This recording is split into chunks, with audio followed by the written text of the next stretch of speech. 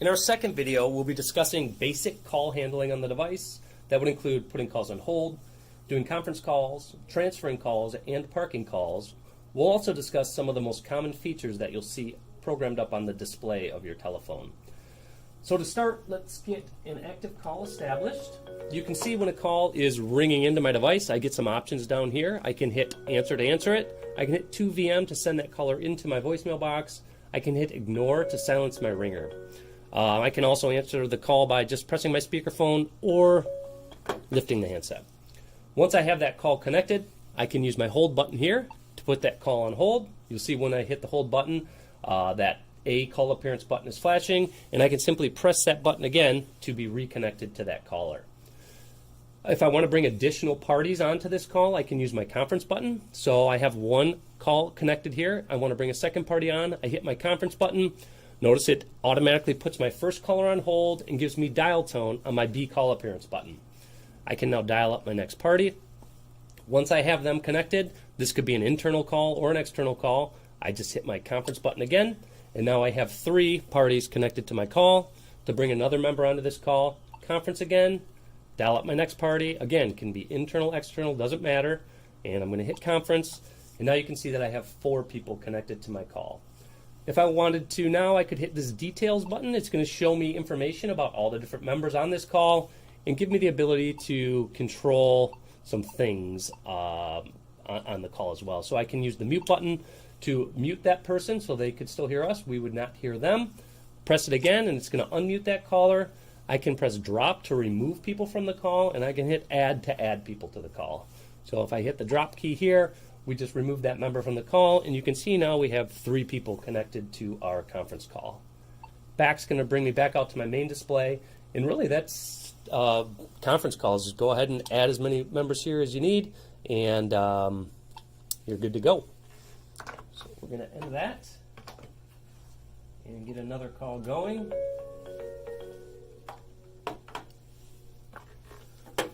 So the next thing you may want to do is perform a transfer. So there's a couple different methods of call transfer. The first one that we're going to talk about is called a blind transfer. That would involve me sending the call to another user and releasing it, and they'll either answer it or it will go to that user's voicemail box. So in order to do that, I'm going to hit my transfer button. You can see it automatically puts the first call on hold, gives me dial tone, and allows me to dial up the person I want to send it to. At this point, I could hit complete, or I could hang up the phone to complete that transfer, and that call will then either be answered by the individual we sent it to or go into their voicemail box. The next thing you may want to do would be an assisted or an announced transfer.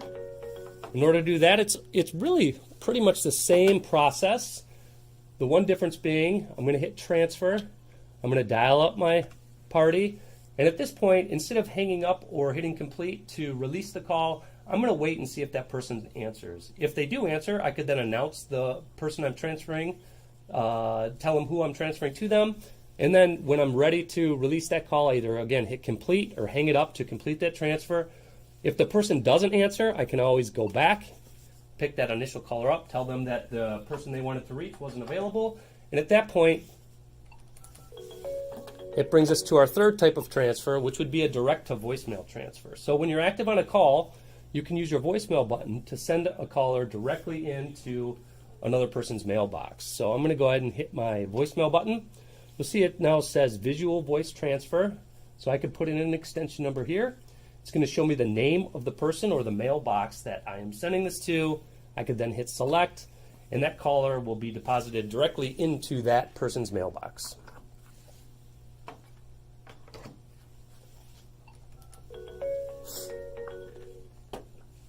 So we talked about hold, conference, and transfer.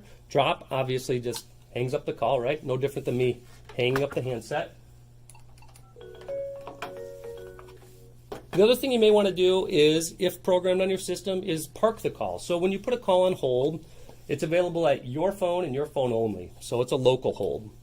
Now park buttons are, I like to think of them as global holding zones. So I could now hit a park button, and you can see that park 1 is flashing on my phone, and it would be flashing on any other phone that has that park button programmed on it as well. So you could maybe do a page or call somebody up or find the person that that call is for, and tell them that they have a call parked on 1, they could then walk up to their phone, hit their park button. It's going to show them who's parked there, and then they can hit the connect button to pick that call back up. So it's a convenient way to move phone calls around the system. Hold certainly works great if you just need to put somebody in hold and pick it back up locally, but if you need to move that call to a different person, that park button can be very useful to do that. So those are call handling basics. Again, you have hold, conference, transfer, and park. Let's talk about some of the other buttons you may see up on the display of your phone. The first one down in the bottom left-hand corner here is Do Not Disturb. If I press that, you can see it lights up to activate it. I press it again, it's going to shut it off. And when Do Not Disturb is enabled, basically if somebody calls me, it's going to send them right into my mailbox. The phone will not audibly alert. We kind of talked about park already. You may see more than 2 park zones. Basically, that's configurable per system as needed. So obviously, if there's a call parked on park 1, I couldn't park a second call there. That's where park 2 or park 3 would come into play. Below that, we have a twinning button. So I like to think of twinning as an enhanced call forward. So with twinning, let's go ahead and activate it. I'm going to hit my twinning button. I'm going to go ahead and turn the feature on. And I'm going to set a destination. Now, once you set a destination once, it's going to remember it. Remember to put in your dial-out code, wherever that might be, if it is an external number. Once you enter your number in, you're going to hit select, and then you hit save. Once you hit save, you're going to see that light up, and that means twinning is enabled. And what twinning will do, mainly it's used to bridge a call between your desk phone and your mobile phone. You can twin to other numbers, but most common thing would be to twin to your cell phone. So if you were to call my device right now, it would ring at my desk. It would also ring at my twin device, my mobile phone, and allow me to answer the call in either location. The other nice part about it is it allows me to move the call back and forth between the 2 devices. So if I had twinning on, somebody called me, it rang to my mobile phone, and I answered it, I could then walk back to my desk, hit that twinning button, and it'll pull that call back to my desk phone. The opposite way is true as well. If I'm on a call on my desk phone, instead of getting the phone number from the person and tell them you'll call them back because you got to get on the road, you can just tell them, ask them to hold for a moment, hit your twinning button, they'll be placed on hold, your cell phone will start ringing, you can answer the call, and you're on your way. Press it again to turn it off, and you can see that the next time I go back in there, it's stored that number. All I have to do is turn it on and hit save, and it's active. Paging, depending on your building, you may have overhead paging, you may do paging through the handsets of the phone, but generally if you see a page button, you're going to press it, and you're paging through the handsets or the overhead paging system. Some paging systems do require a zone code, so you'd need to speak with your administrator and find out how that paging is configured in your environment.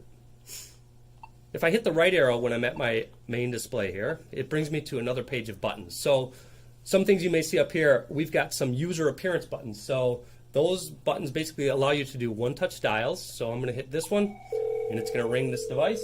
So that's a one-touch dial. You can also use them as one-touch transfers. So if you're active on a call, you could hit transfer, scroll over to it, press the name, and it'll transfer that call over to that person. The other thing it does is it monitors the extension. So you can see I'm picking up the phone located next to me here, and you can see it started flashing red. So it's showing me, it's indicating to me that that person is active on another call. If you have that button and you see it solid red, that would indicate to you that that user has Do Not Disturb enabled, or perhaps their phone is unplugged. So solid red shows basically the phone is not available. Flashing red shows that it's active and in use. Over here we have a group login button. You may or may not have this button on your phone, but if you are a member of any type of a group, maybe a call center group, you would use this button to log into that group. And when you press it, it would light up green, indicating that you were logged in. You would just press it again. The light would go out, indicating that you were not logged into that group and available for calls. Below that, we have an extension login button. We have the ability to basically have your extension follow you around. So maybe you're working at a different desk for the day. You could hit this extension login button. You could put in your extension number, and then you could put in your password, which would be provided to you by your system administrator. You could hit done, and now I just took my extension and I logged it in over here. Maybe now I want to log back in with the extension that I was. Put in my password. So you can see it's just an easy way to move your extension around if you're working in a different location for the day.